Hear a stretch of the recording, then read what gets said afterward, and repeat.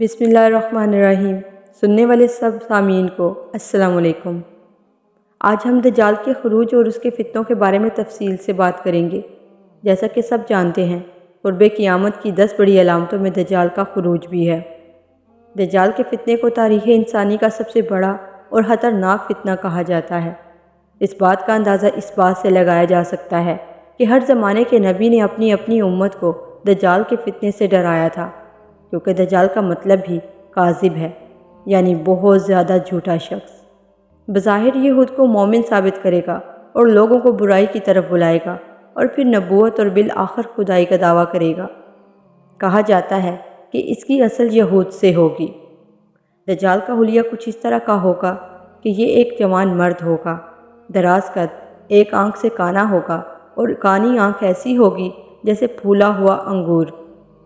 ایک آنکھ خون آلود ہوگی، سینہ چوڑا اور معمولی اندر کی طرف دھنسا ہوا ہوگا۔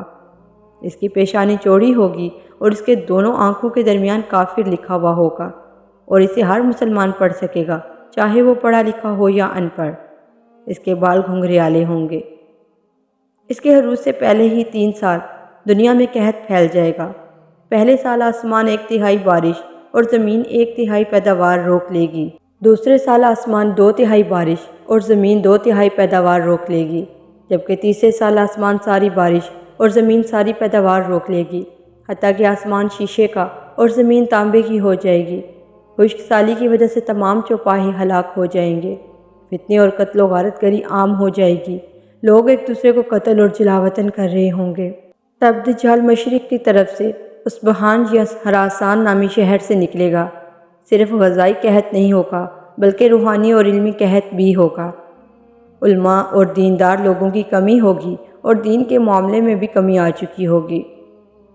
دجال کا زمین پر قیام صرف 40 دن کا ہوگا، مگر یہ ایک دن 1 سال کے برابر ہوگا، ایک دن 1 ماہ کے برابر اور ایک دن 1 ہفتے کے برابر ہوگا، اور باقی دن عام دنوں کی طرح ہی ہوں گے۔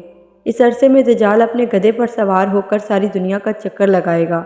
گدھا بھی غیر معمولی ہیئت کا ہوگا۔ اس کے دونوں کانوں کے بیچ کا فاصلہ 40 ہاتھوں کے برابر ہوگا، اور اس گدھے کا ایک قدم اٹھانا 1 میل کا فاصلہ طے کرنے کے برابر ہوگا۔ اس کی رفتار کا اندازہ اس بات سے لگایا جا سکتا ہے، روئے زمین پر کوئی ایک جگہ بھی ایسی نہیں ہوگی جہاں وہ نہیں جائے گا، سوائے مکہ اور مدینہ کے، کیونکہ ان شہروں کے داخلی دروازوں پر فرشتوں کا پہرا ہوگا۔ اور دجال مدینہ کے باہر دلدلی زمین پر پڑاؤ کرے گا، اور اس وقت مدینہ پاک میں زلزلے کے 3 جھٹکے آئیں گے، اور اس طرح سب کافر اور منافق مدینہ سے بھاگ نکلیں گے اور دجال سے جا ملیں گے، اور اس طرح مدینہ پاک ہر طرح کے فاسق اور منافق مرد عورت سے پاک ہو جائے گا۔ دجال بہت بڑا شبدہ باز ہوگا، اور یہ طرح طرح کے شبدوں سے لوگوں کا ایمان خراب کرنے کی کوشش کرے گا۔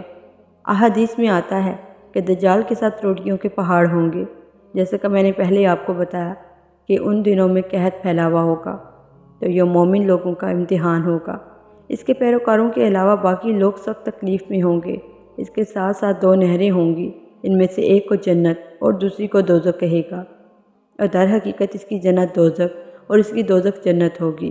اس کے کہنے پر آسمان سے بارش برسے گی، لوگوں کے سامنے وہ ایک شخص کو قتل کرے گا، پھر اسے زندہ کر دے گا۔ اس کے فتنوں کی وجہ سے اہل ایمان سخت تنگی اور پریشانی میں ہوں گے، اور اس سب سے پریشان ہو کر دخان نامی ایک پہاڑ میں پناہ لیے ہوئے ہوں گے، اور دجال وہاں بھی ان کا پیچھا کرتا ہوا پہنچ جائے گا اور اس پہاڑ کا محاصرہ کر لے گا۔ اہل ایمان بھوک پیاس کی تکلیف میں مبتلا ہوں گے۔ تبھی اللہ پاک حضرت عیسیٰ علیہ السلام کو نازل فرمائے گا۔ جیسے ہی دجال حضرت عیسیٰ کو دیکھے گا تو وہ ایسے گھلنے لگے گا جیسے پانی میں نمک گھلتا ہے۔ پھر حضرت عیسیٰ علیہ السلام مقام لد پر دجال کا قتل کر دیں گے، اور اس کے پیروکاروں میں سے کوئی ایک بھی زندہ نہیں بچے گا۔